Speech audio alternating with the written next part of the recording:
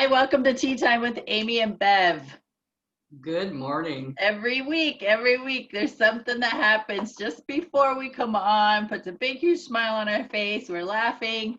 I'm like, I got to hit record while we're smiling, sister. Before it changes. So our little, uh, I don't want to call it a mishap, but our thing we were seeking a solution for was we were on the Zoom and I couldn't hear Bev. She could hear me, but I couldn't hear Bev. So I'm having Bev do all these things, right? Okay, well, turn your phone off, turn it back on, use the earpiece, do this, do that, and the whole time I'm asking my angels, what's the solution? Help us figure this out so we can do tea time. And it was my volume was down, so it was all me. Nice. I learned something though, right? I learned, okay, well, if I can't hear somebody, I need to check my volume. So there was a learning curve there, and also just trusting that the angels are going to guide us to a solution, which they did. I was open to it. Said check your settings and check your audio setting. I was just guided through it through spirit and figured it out, and here we are. Yep. So luckily we're doing this recording, and we weren't live. So had we been live, then people would have probably been a little aggravated because we weren't on or we couldn't figure shit out. So Which is funny because on my side, I've learned that I'll say I am that I am. I love how that feels, and I'm saying that all the time. And I'm like, okay, this is going to be easy. I know that we're meant to come on to this recording today and to say whatever we're going to say. So it's like I knew it was going to work out, and it was awesome. And it was crazy because it was not showing up on either one of us as an unmute or that we were muted. So you had to go a little bit further. So it's pretty awesome, actually. it's pretty fun. And then tell them what you just told me too before we got on. You're like, we got to do this today. Oh yeah, today it's like there's messages, like we've got messages. They have to happen today. It's good for us. It's like excellent for us.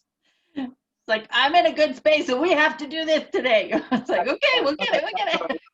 That's right. It's So here true. we are. Oh, we always have a fun moment. It's great. I love it. Every week too. Every week. It's and I think that's super beneficial that we can come on and have these big smiles and just be laughing at ourselves for one, and share those moments with others. So Because we take life too seriously. I have taken life too. I mean, I had, yeah, and now it's like I'm laughing about more stuff. So I'm not saying that I don't have my moments because I have my moments. Sometimes my power finger comes up, yep, but yep. otherwise, Sometimes both of them. sometimes both of them. Sometimes it's a good GFY day. So Yeah, I gotta tell you a story. Happened a little over a week ago, and I was gonna share it last week, but it wasn't in the flow of things. But our kitchen sink was backflow, so I got a double sink, and it was backflowing like back and forth. So if I ran the garbage disposal, the water filled up one side, and then when I turned the garbage disposal off, it would go back. So and I got my husband. I'm like, something's going on. We've never had this before.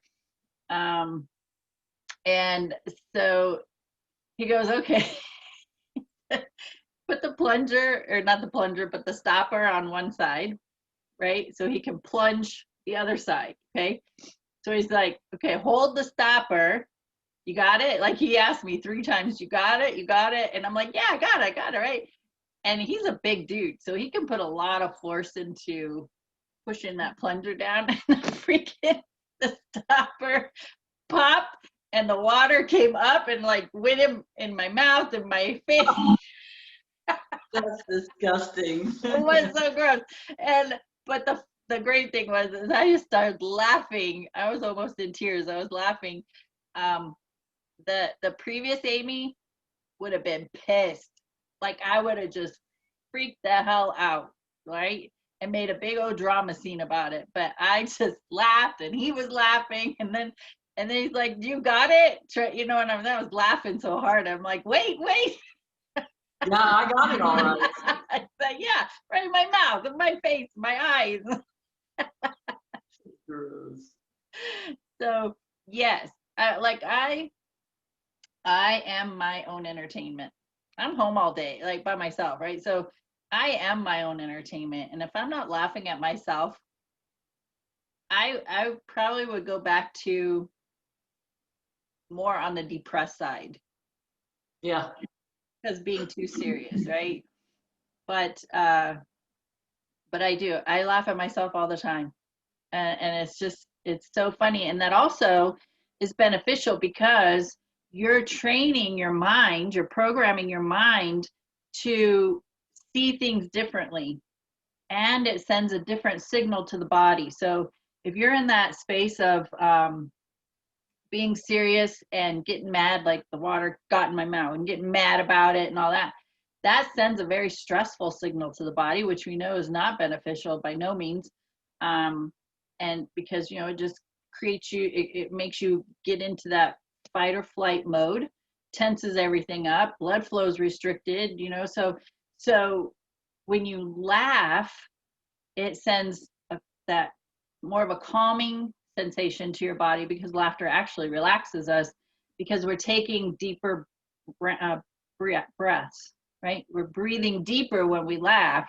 And when you breathe deeper, there's more oxygen. More oxygen's better for your blood flow in your body. So, I mean, we know all this, but sometimes we have to be reminded. So when you, instead of getting mad about something, if you laugh about it, it starts reprogramming your mind and body in how you're perceiving things.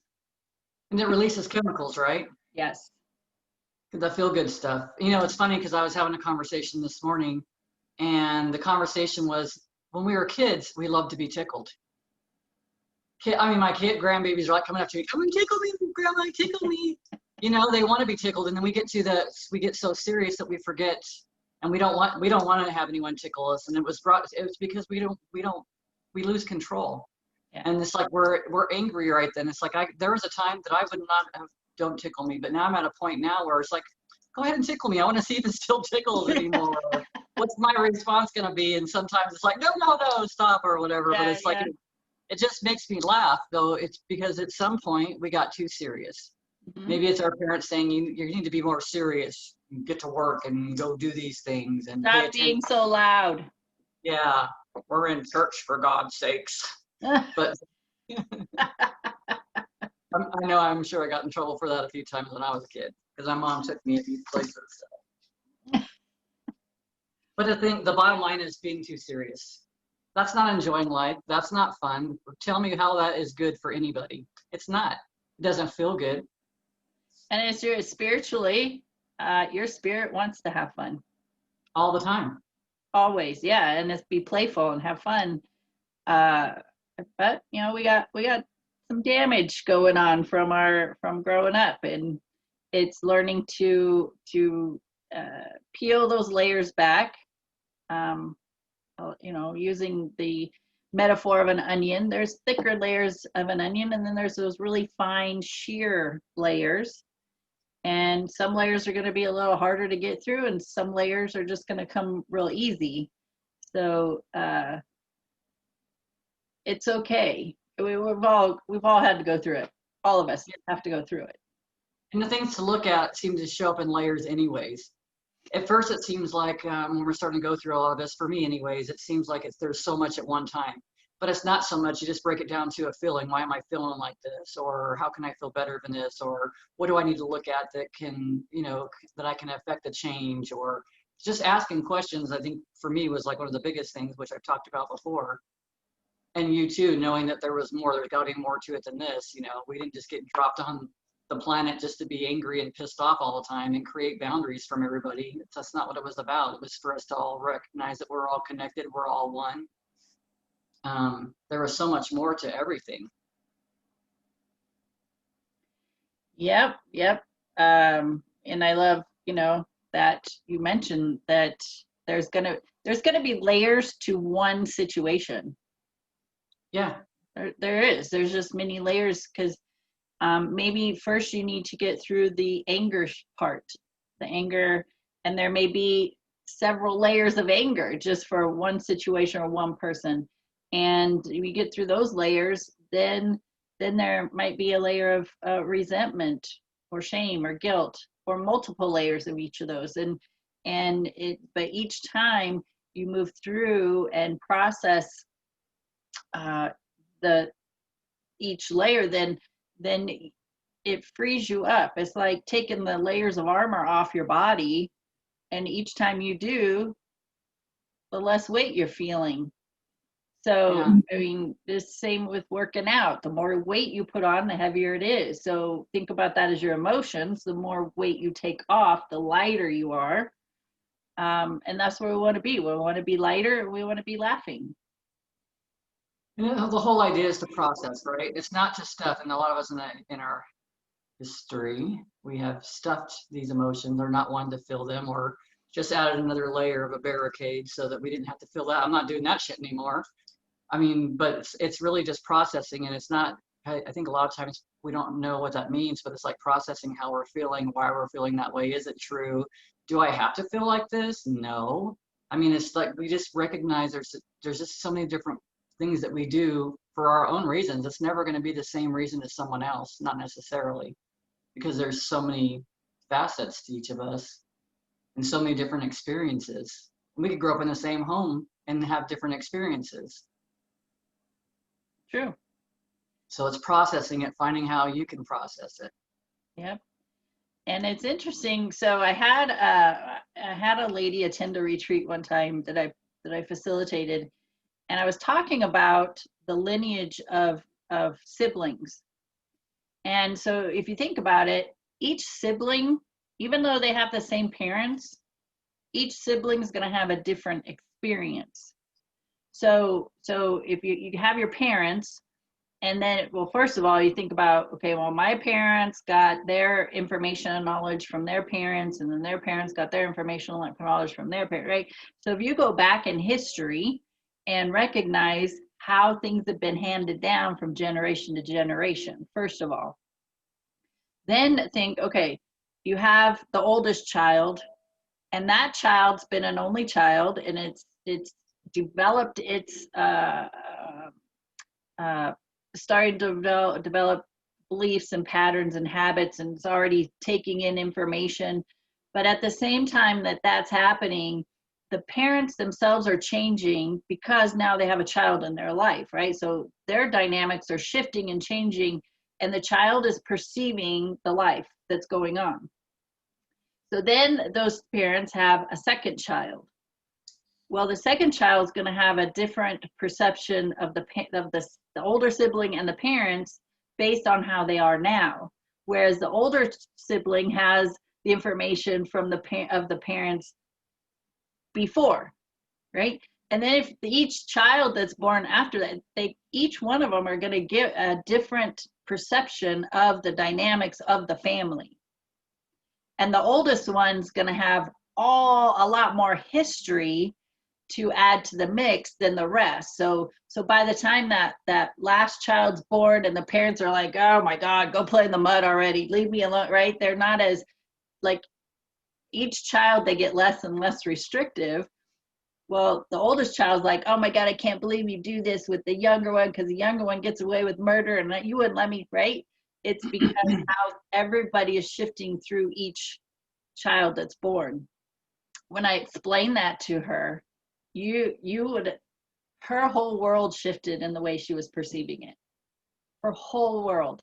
And it's like things like that people don't realize. They don't sit and understand that, yes, you're in the same household, but each person has different history, has different information, or more information than what the others have as they come along, right? Well, and you think about it too, hopefully the parents are growing with each child. So like right, the first child, we're like, there's a lot of fear and you want to control a lot of things, but you also have a lot of these behaviors that you learned from whoever helped raise you anytime during that space.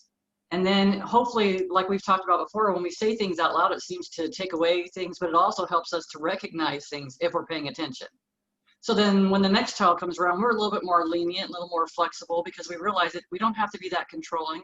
The first one survived, okay, Yeah. but we just learn a lot. And I think that we don't recognize, to me, like you're saying this stuff, and it's like helping me see that we had so much to learn, and we probably did not even recognizing it, how to be a little bit different with each child. So each child has helped us grow in a different way. If we've actually taken the time to notice that, because for me, even with where I was at, each one has helped me grow more, and it still continues to this day. That hasn't changed. So you do change the way you raise each one of them, and they're different, because of the way we raise them. Like you said, because we raised them, you had one-on-one with one for, I think, almost 2 years for my first one. And it's like, and not giving her the opportunity to be the baby that long before Brianne came along. But it's like, as we're going, we're learning all the time. We may not recognize it, but we are. And if you take the time to pay attention, then you hear the words that you're saying, like we've learned. Of course, I'm 50 now, my kids are grown up, but we pay attention to the things that we're saying and how much of an impact that they have. And you think about the dynamics of even relationships. So those that have had children out of wedlock, yeah, right, having to deal with all those emotions and whatever circumstances that they were in, that that the mom got pregnant, the child being born, whether wanted or unwanted, how the child is received by the rest of the family, right? And then, so here's this child who has this mom, let's say she is in chaos because she's a new mom, she's single, she doesn't know what to do, maybe her family's giving her grief. And then, so there, it's the two of them for a while, and the child is in the energy of the mom going through all of this, because we know children are energetically receptive. We all are, but children and animals are super energetically connected. And so, so then let's say mom gets into a relationship. Now the child's not getting as much attention because mom's in a relationship. Then another baby comes. Now there's even less attention because now we have a new baby, new relationship. Then there's the oldest child, right? So if you could sit back and look at the dynamics of your family and your siblings, like you're watching a play. And this is what I tell, like all my students is, just act like you're in a theater and you're seeing all, including yourself, you're seeing all the actors on the screen or on the stage, and watching the dynamics or sifting through all the different scenarios. And then you could see why each person's different, or why they're perceiving things a certain way. It really makes things open up. It opens you up to seeing a bigger picture other than the ones where you just had your blinders on and this is all you know, this is all you see. You got to see a bigger picture because there's so much more going on than what you've been giving your attention to. Just like you talked about I think it was last week, about your brother. Like, you've learned so much because you have been able to perceive things in a wider span.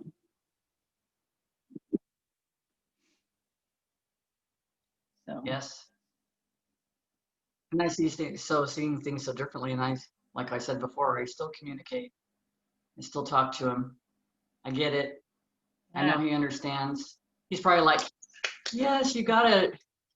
You understand. And it's not to be angry at someone else or to place blame on someone else. It was just for me to see things differently, to see where he was coming from, to see what his perceived struggle was. And as long as he was in the physical body, it was more difficult for you to see that because there was so much focus on his sadness or his depression or his addictions. And since he's transitioned, you've been able to take that breath and go, oh, right? More different conversations have been happening and you're listening more and you're like, oh, now there's more to this than what I was taking in. Yeah, and I bring forward the conversation, so it's also my perspective. I've talked to my sister, my brother-in-law. I've talked to my kids about it, and I've just expressed to them what I've perceived or what I've learned since.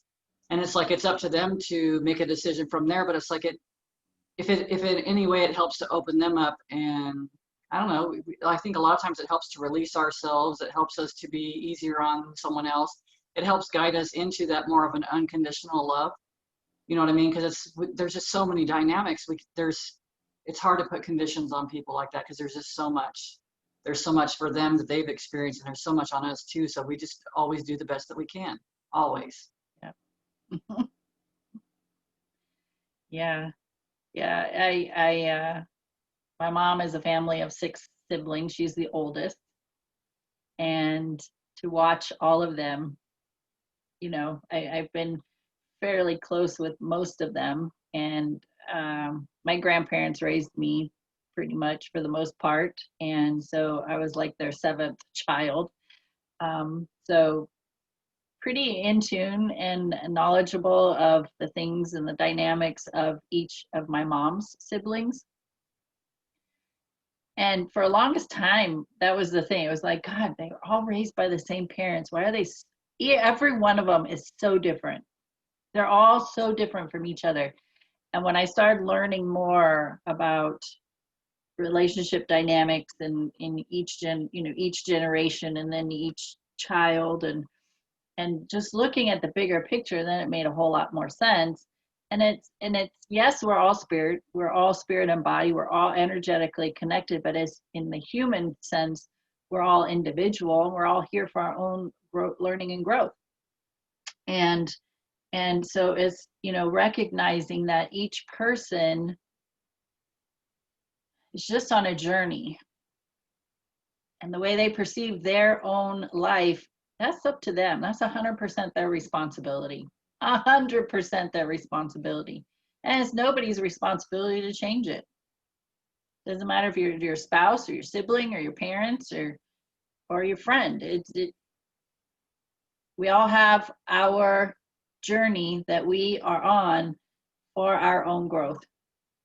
And that is only in your control, nobody else's.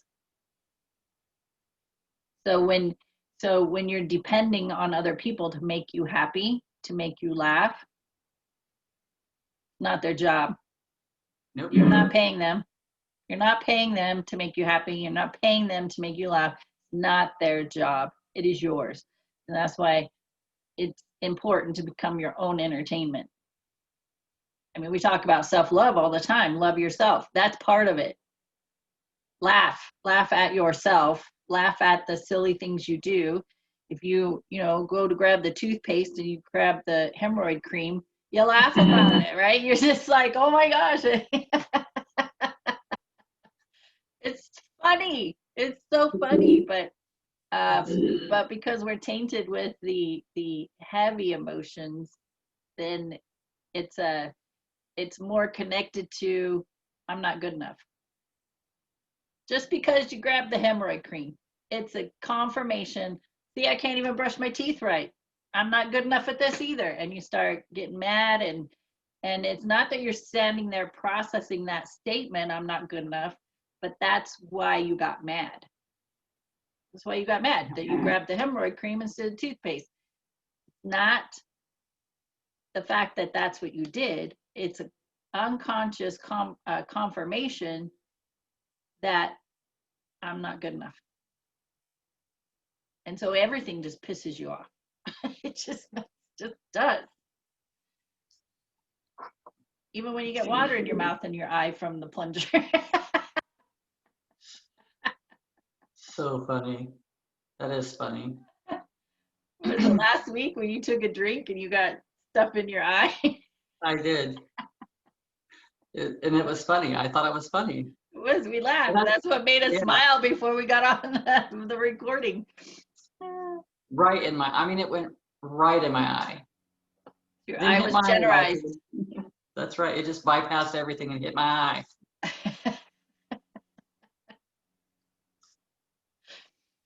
Yeah. I love laughing at myself now. Me too. just laughing in general. It just feels good all day long. We've been watching sitcoms, and we just started a new one, and we weren't sure about at the beginning. We are like, we'll try it, Oh my gosh, we laugh every single episode, and it's just funny. And again, it really depends on your mindset, because have you ever watched a movie and you just think, this movie is just weird, right? You're just like, why are they finding us funny? But then because you change your state and then you watch it again and you're laughing your ass off and you're like, oh, now I get it, or whatever. No, it's because you changed. You changed how you were perceiving you and your life to allow the humor to come in. It's true. Have you ever watched the movie A Wrinkle in Time? I think I have. Might have been a while. I was gonna say it's like the one. It's about a dad that disappears and he's like basically in the ethers and they can't find him. You know, he was there and all of a sudden now he's missing, and Oprah Winfrey's in it, and there's actually a few different people that are in it. I had heard stuff about it, so I never had watched it. And we watched it like, what, 2 nights ago, and it's like there is so much spiritual messages in that. Like, it's huge, so huge. Even talking about how we perceive ourselves, kind of how hard we are on ourselves. Like the young girl was wanting to be, she didn't care if she left, but she wanted to come back as somebody else. And it was just so boiling down to not appreciating yourself and what your perceived faults are and everything. It was just an awesome movie. I think, and some of it, I think I was actually crying because I was like, oh, this is a trigger. Hold on. I got triggered. I've been an asshole to myself. But it really did make a big difference for me. It felt different. I'd heard so many, like, I think my kids were saying that they were talking about some kid in it being like just horrible and stuff, the way behaviors and stuff. But it was so much bigger than that for me. It was just huge. It was really a good movie to watch. It kind of went well with that Anita Moriarty book that I was reading, Dying to Be Me. And then I watched that movie, and then I found a podcast. Well, actually, it's a audio book, and I found it for free on YouTube, and it's by I cannot remember his name. The gentleman that passed. Wayne Dyer. Wayne Dyer. For some reason, I couldn't remember his name, and the book is called Mastering the Art of Manifesting Wishes Fulfilled. And he's doing the reading himself. I have it right there. Those are all Wayne Dyers right there. Yeah, I'm gonna have it because I mean, everything that he's talking about blows my mind. Like this whole I am thing, just talking about that God is within all of us and all the thing. But what my point is each one of those led to the next. Each one of them, that book led to, it's like I'm reading that book, which I've almost completed. I'm reading that book, and then it's like I watched that movie, and they're talking about the same thing that's in that book. And then that book, then I happened to find, I don't even know how I came across it. Oh, it was because went back to my book. I was reading my book, and Anita talks about in her book about his book, Wishes Fulfilled. So I thought, well, I'm gonna go look on YouTube and see if I can find this. Maybe I can rent it or whatever. And it was on there. It's like 6 hours, but he's reading his own. It's an audiobook, so it's I love that he reads his own books. Oh, I love it too because I love the energy of it. Yeah. Because for me, it's like I love the way things feel. If it doesn't resonate with me, or if it doesn't feel good to me, I won't be able to get through it. So, but no, it's just it's awesome. But that's how we get the trails, right? That's the trail that kind of leads us from one place to the next. We got all these questions. And we want answers, but it's like my answers are being given to me all the time. And it's just like that. It's just paying attention. It's just like, oh, maybe I should go look that book up. And then I'd write it down and then maybe forget about it. But then something else reminds you again, go look that book up. Yeah. Yeah. And I just said I think I just told you last week there was some stuff I just didn't resonate with him, what he was talking about, because it was some of his older recordings about some fear-based stuff. And I don't feel like that we should be I don't feel that fear-based and spirituality are two things that go together. I think fear keeps us away from spirituality, or it keeps us away from the flow. So I wasn't getting that. And I think he was 71 years old when he wrote this book. I was going to go look this morning and see what age he was when he passed, because I don't remember. I know it was a few years back, but he was 71 when he wrote this book. And I thought, well, that's freaking awesome how much he's even changed, how much he's evolved, Mm-hmm. which I like to see anyways. But man, for anyone that wants to gain more knowledge, and a lot of it is about God, but it's also talking about how God resides within all of us, that we're all creators, and that how important that our words are. Like when we say I am, that we are creating. We're creating. That's God's creation, because that's God's name, I am. And it's so crazy because a lot of times we'll say I'm sad, or I'm depressed, or I am. So you're like creating. That's what you're creating for your world. So since I've been listening to this, it's like I'm just like constantly creating like amazing stuff. And I'll tell you what, that's why I said this morning, I can't stop smiling. I mean, I find more reasons to laugh about stuff than I do anything, but it's because it's where I'm at right now. Just like you were saying about you watch a certain movie and you're not in a good space, it's just not going to come across well. It's like, this is shit. I just wasted an hour and a half of my time. I can't get we back. didn't. It's just because I had my head so far up my ass, I couldn't actually appreciate the movie the way it could have been appreciated. That's all. Right. I started putting on my in the Facebook group that I have, I am power statements every Friday. Which is awesome.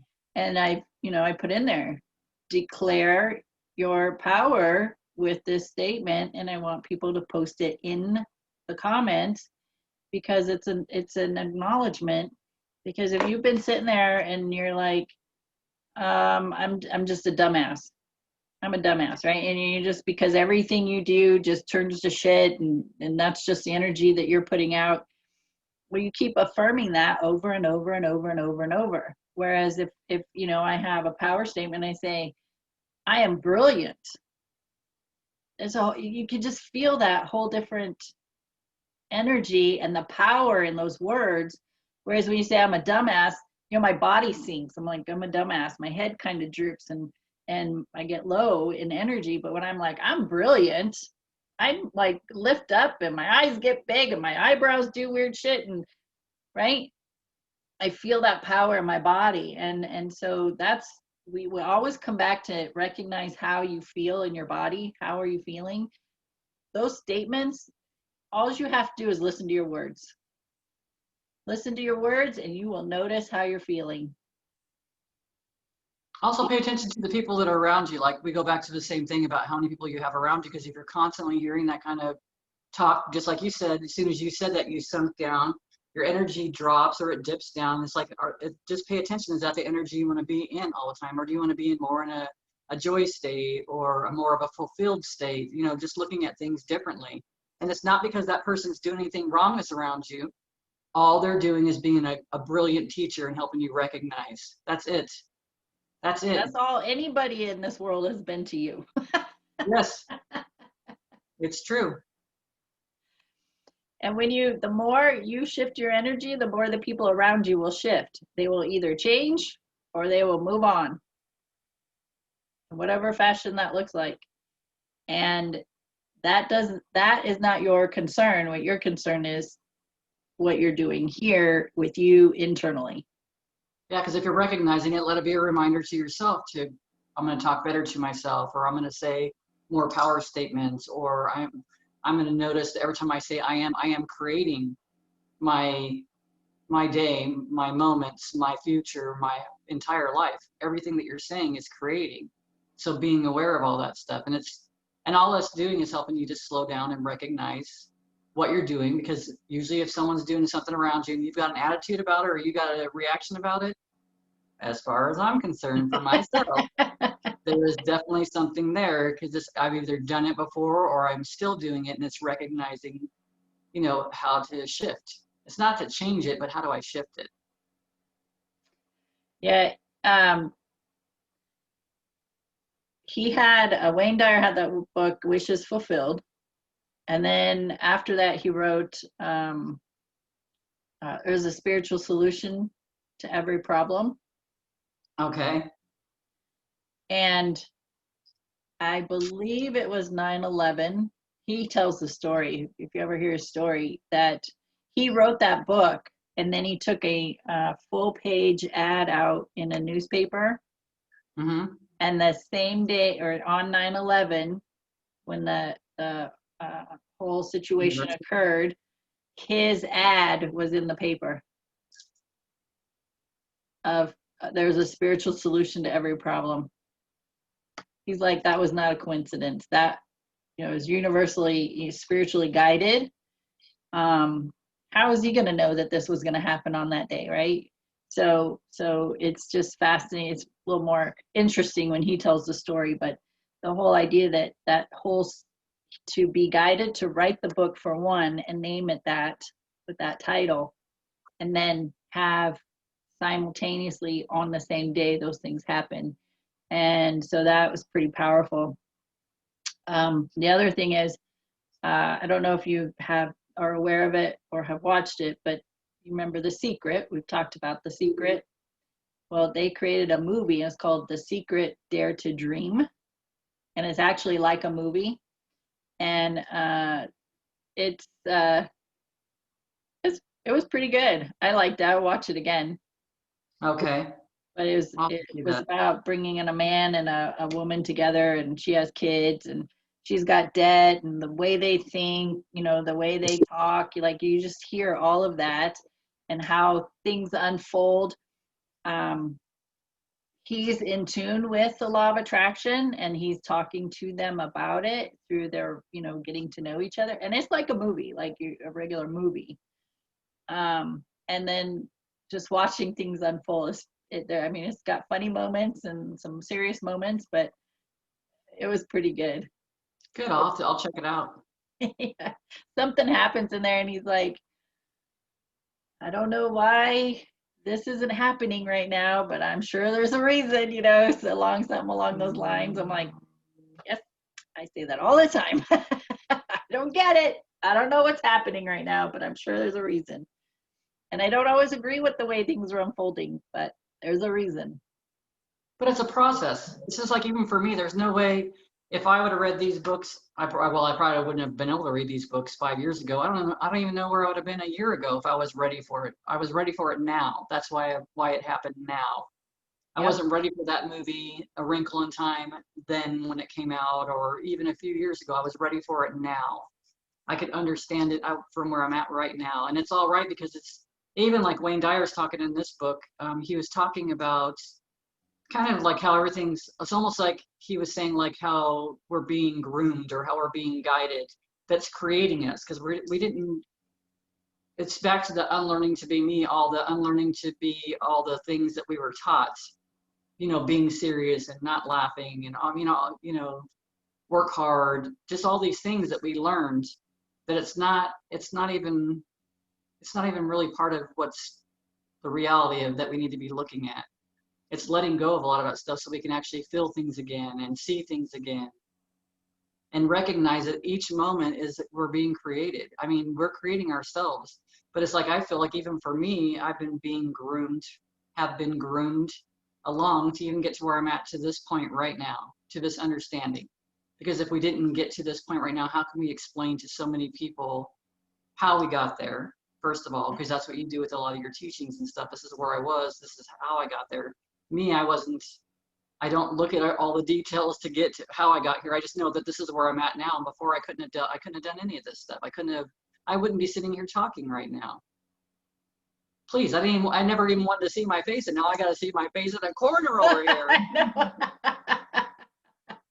But it's funny, because as we evolve, and we just go with the flow. It just happens. But we're like expecting this thing, like, and sometimes it happens so in a near-death experience, it's like, you have it all come down, and right now, and it's happening right now. It's in your face, probably because you had so many wantings that it pushed you to that limit, to that space for you to have it all at one time, a live or die moment. But it's like, we don't have to get to that point. It's just recognizing and having fun on this journey, which is what I'm learning to do. And if you even watch the first videos of me, I probably even was still too serious, I think. The camera. People are going to hear this. Oh my God, I might say something wrong. I might be construed as an idiot. I don't care. Maybe I am an idiot. You're welcome. You know what? Doesn't matter. We've already laughed about it, so we don't Yeah, care. I don't care. And that's that can sound so rude. It's just like I was listening to someone and they had a they had gone back to childhood and they heard their mom say that they don't care. But it's like so different from that. It's in a place where I don't have attachment to it. I'm gonna do things that are someone else is gonna consider wrong sometimes or incorrect or whatever. But I'm just gonna be me. It doesn't matter anymore. And I guess I've been asking that question, what does that really mean to be me? And I think I'm experiencing it right now. That is me being me. It's me not caring about what someone else thinks. It's you not caring about what someone else thinks. It's you doing whatever feels good to you anyways. And this feels good to me. So it's like I've had these questions the last few weeks. And I think I've even stated it out loud, like, how do you even know? And it's like, well, I'm answering my own question. This is how we know. Yeah. We know why we're at right now. When what we're doing isn't going to be controlled by what we think of someone else, what they may think of us. If that made any sense. Welcome to my roller coaster. All right, here we are in Bev's head. It's like this. Yeah. Just like. That's right. All right, so if we had the whole onion, and I said, here, you need to process your whole entire life right now in this hour, you would be completely overwhelmed. It wouldn't happen. You wouldn't even be able to do that in an hour. No, just throw the onion away. Yeah. And you'd just be like, you know what, I'm going to bed, put the covers over my head. I don't want to talk to anybody. It's true. But when we talk about the layers, and you said things surface when I'm ready. Things surface for me to look at when I'm ready. And that is so true. There's a lot of stuff pushed down. There's a lot of memories and words, phrases, attitudes, put downs. Like there's a lot shoved down into your body, meaning your subconscious mind. Like it's all stored back there.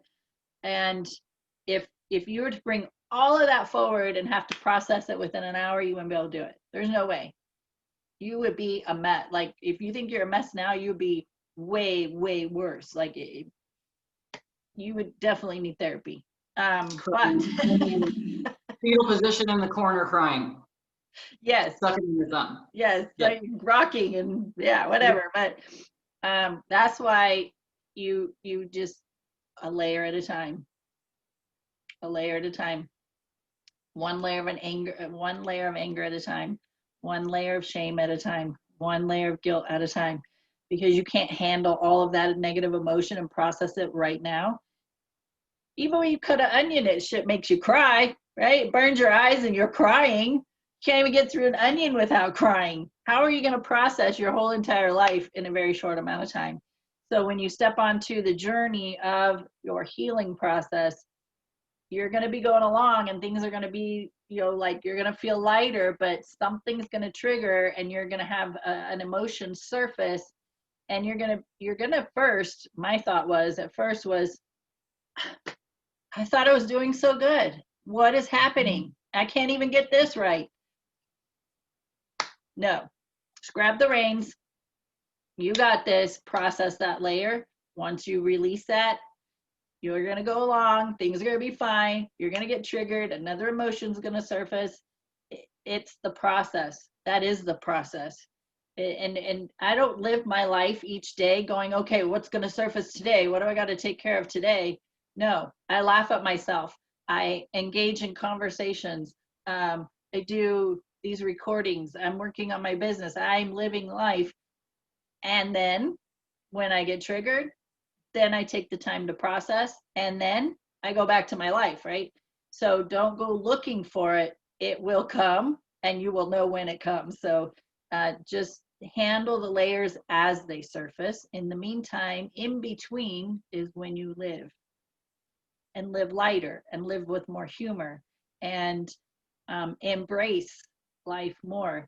This is what I was going to say a while ago was when we were younger, our parents didn't have this type of information that we're sharing and that so many other people are sharing, right? My changes started with Louise Hay, Wayne Dyer, Greg Braden, Bruce Lipton, Joe Dispenza, right? And how much older are they? And they've been studying this stuff for years, but it was just surfacing, what, 20, 30 years ago, where people were really starting to pay attention to it. So our parents and before, they didn't have this information. And when you bring it to them now, they're just like, excuse me, what are you talking about? They still can't hear it because we call them old school, right? Old school. But there are so many people now talking a different language, affirmations, I am statements, um, uh, releasing the negative emotions out of your body, you know, tuning into your energy, getting, allowing your spirit to thrive. There are so many people talking about this that our kids are hearing it. Let me just say disclaimer here. I was talking about this stuff as I was learning it, but my son wasn't ready to hear it. Okay. But he's got a business mindset. But Ed Milet, Rachel Hollis, Gary Vaynerchuk, uh, Grant Cardone. I mean, all these other like multi-millionaire people in business are saying the same thing that we're saying in a different language, but my son can hear that. And now, I mean, 2 weeks ago, they're calling me on the phone asking me about chakras. My son and his girlfriend, they're like, what is this chakra thing? And what did, you know, and I'm on the other phone, I'm like, yeah, I'm not telling them, this is my body. I was like, I can't believe they're asking me this, is so cool. But in my voice, I was all calm and I was answering their questions, right? So now we have so many people talking about this stuff, energy and power statements, that our grandkids, that's what they're going to grow up with. So they're going to have a completely different mindset than what our generation and before had, which was, you know, more fear, everything was fear-based. Lack mentality. There's never enough. I mean, our parents or grandparents grew up in the Depression, so they are the hoarders. They are the ones that there's never enough. So they're going to keep every single thing that they get. They're going to keep it because it may not ever come around again, right? So thinking about the evolution of us and what is being taught and who it is affecting, that in itself is huge. It is. And being easy on ourselves again, when I go back to that again, because you're talking about all this stuff, and I'm remembering, God, there was a time that I just wanted to be happy. I just want to be happy. I would see people happy. I just want to be happy. And the thing to recognize is it comes out in layers, right? Like you were saying, we peel back those layers, and that starts taking off more and more stress or more and more weight upon our shoulders that we've placed. And that's what's happened to me, because now I'm in this place where I didn't even know that I could really get to, honestly. And it's being okay with where you're at right then, because I struggled with that. I really struggled with that because I felt like I kept myself in a wanting energy. I was always wanting something that seemed like it was not achievable to me. And then I would say more recently that I've just let go of everything, and it's like those wants are coming forward, because I'm not in that space of wanting. I'm in that space of growth. I'm in that space of where I can see things that I'm doing, maybe not always immediately, but almost immediately. It just seems like it's so much easier, and it seems like it's easier too, or as well, because we've just you know, gotten rid of so many layers that it does become easier. It really does. So it's like, take the time and be easy on yourself, because sometimes it feels like it's so heavy and there's no way out. And it's not really that way. It may feel that way. It may feel like everything's on you, and you may feel like you're drowning, but there's like knowing that you're like, take a break, give yourself a break doing whatever, whether it's a walk or a nap or whatever. Give yourself some time before you make any decisions when you're in that space, because no decisions really are good to be made at that time. You're not in a good energy. And it's just knowing that you're going to get there, because I didn't know I was going to get there. And I still kept doing this anyways, because like you having those questions, I wanted more. There's got to be more to this. And I could see other people, they could be happy and stuff. And I didn't recognize how to get there. And it's like, we don't have to know how to get there. We just got to know how to just learn how to be. And that sounds so stupid. I mean, for me, it sounded so stupid before too. It's like, what the hell do you mean just be? But it's just slowing down enough to just enjoying life. It's just something so subtle, and it's something so simple.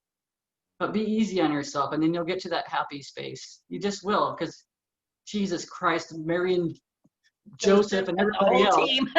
the whole team. I'm bringing in the whole universal team. I would never have known that I would be where I'm at right now.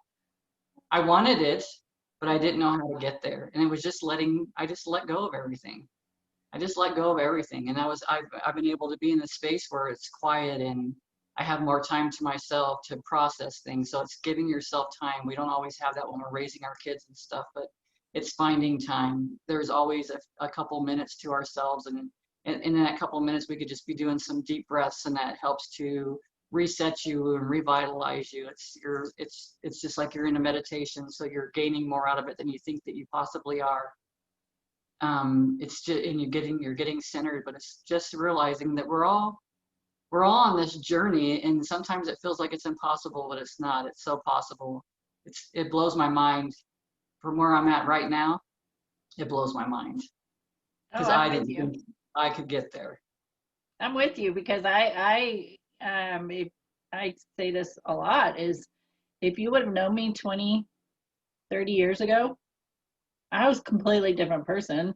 Um, so much anger, so much depression, and then wanting to be happy as well. I didn't even know what true, genuine laughter was. The laughter was always at somebody else's expense, right? Tripping, falling, bumping their head, putting other people down, and you laugh about it, so to be in a space to just laugh at myself, that I 30 years ago would never have thought that would have been a thing. And so I am so blessed too that I have come this far. When I started the journey, it like just like you are doing now, is one thing leads you to the next, and each thing's going to give you some information, and you will process and release and feel lighter, right? And you just keep going. That has been my mantra my whole entire life. Just keep going. Just keep going. Just keep going. Just keep going. Keep reading. Keep reading. Keep reading. Keep reading. Keep listening. Keep listening. Go to the seminars. Go to the retreats. Go. Keep going. Right. So, and one of the things I processed recently was that each time something happens and we are triggered, then it gives us an opportunity to learn, not be victim. If you're going to be a victim, you got 5 minutes. You can be a victim for 5 minutes, and then go into that learning process. What do I have to learn about this? And I, in my journey, have been really good about holding my energy, maintaining my energy when around other people, not getting sucked into their stuff, right? Maintain my energy. I know how I feel, and taking my own internal inventory before I step into the energy of a client or a family gathering or something like that, a class. So I could discern that very well, and I was fairly good at that. There were moments where I recognized, oh, I didn't ground myself, or I'm feeling a little weak in the area of being grounded, right? You just begin to notice that. So then when things happened globally, and it's been happening for so long, so many months, so like it's not just like our community, it's like the entire world, so much energy focused on one thing. I I have struggled for a few months on maintaining myself. Like I got heavily, emotionally heavy, and depleted in my energy. Like things happened here. Okay. So coaches have coaches, and and so think about when you're learning about energy and spirituality and processing your emotions and learning to release and forgive, you're in kindergarten. Okay. When you become, let's say, I stepped into being a healer and starting to teach. Maybe I was in middle school, and then now, I mean, to take and then do like workshops and go on Facebook Lives and teach classes through Zoom. Maybe I'm moving into high school and teaching others to maintain their energy and process emotions and have different ways of doing that. Okay, now I'm in high school, but in high school, I haven't learned to maintain my energy based on a global experience. So I need somebody who has a college degree to help me with that. So coaches have coaches. I have a coach. I'm coaching other people, and it's just that we're all at different stages. So the people I'm coaching are going through the things that I've already been through, and then the coach that I have has already been through what I'm experiencing, right? So that's how it works. So if you are in the middle of something that you are struggling with processing, then reach out. Attend a course, a class, a workshop, a retreat, get a coach, do something, go get a massage, do something that's going to help you with your processing. I had a lady last Friday who I met with for a coaching session, and for a week she was trying to process something. Well, prior to that, she was trying to process something, and it was weighing down on her very much.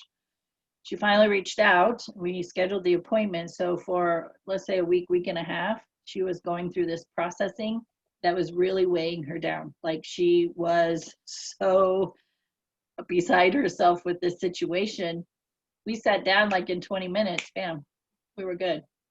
Like 20 minutes. She went from, right, to, oh my God, this is so great. And it was that fast, 20 minutes. So when you're processing something, it takes so much longer when you try to do it by yourself. It really does. I'm speaking from experience. But when you engage in some kind of a community of like-minded people, reading the books, maybe having somebody else to talk about that book with, or something to help support you, whereas you're not just doing it by yourself.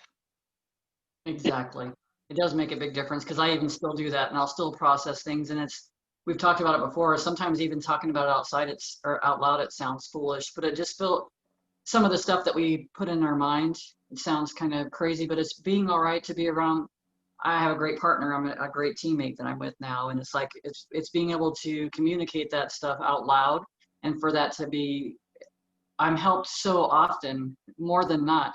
And I don't stay in that process as long. You know, before, like you said, this person went through it a week. I used to do it all the time.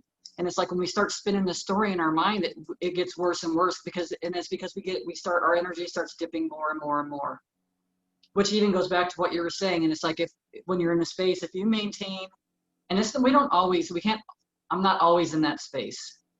Sometimes I dip for whatever reason. Maybe it's something, a trigger or whatever, something I'm working through.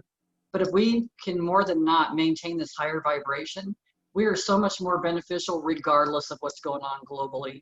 We can make that difference, and it's acknowledging ourselves and taking that time and recognizing, oh, I need that time so I can recharge, so I can be of value to others. But it's not just to others, it's being of value to myself, because I know that we're all connected, and the higher I make myself, the more benefit I am going to be for everyone else. They're going to see more solutions and they're going to see problems. Not maybe, and it's not because, it's because we create a shift. So, and I'm saying that to anybody that's out there that knows that you're powerful, because we all are. but sometimes you're not there yet because you don't recognize your own power, how amazing that you are just by being quiet and putting love out into that space. We don't have to go in there and teach everyone something.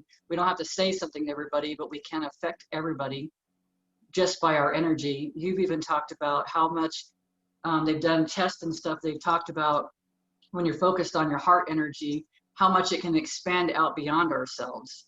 And just what they've tested and shown, we know that it can expand even further than that.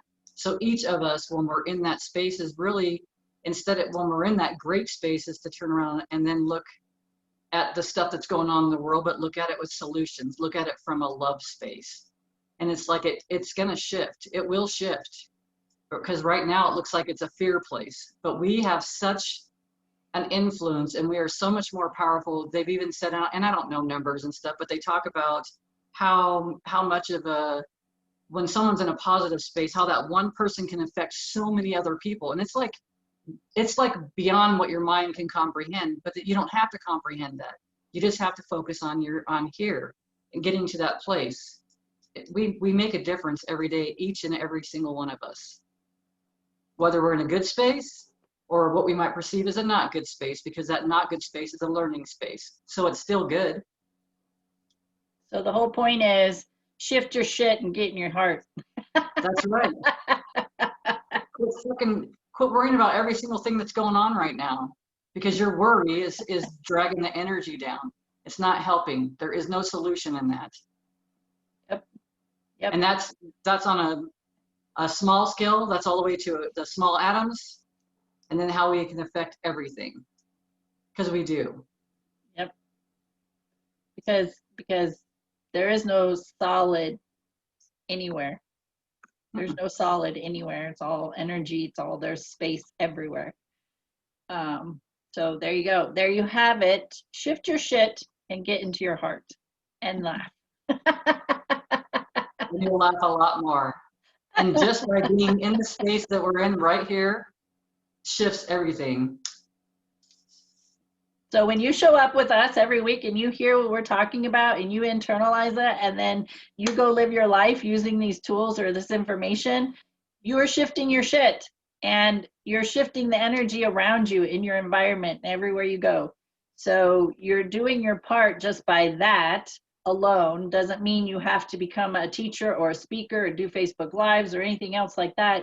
You just do your part with your own internal shifting of energy and get more into your spiritual space, which is that heart center and that love space.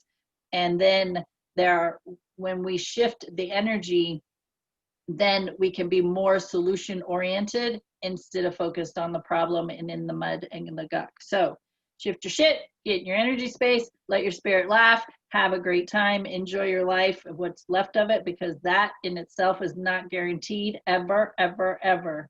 So if you were just here today laughing with us, perfect. You shifted energy like that so fast.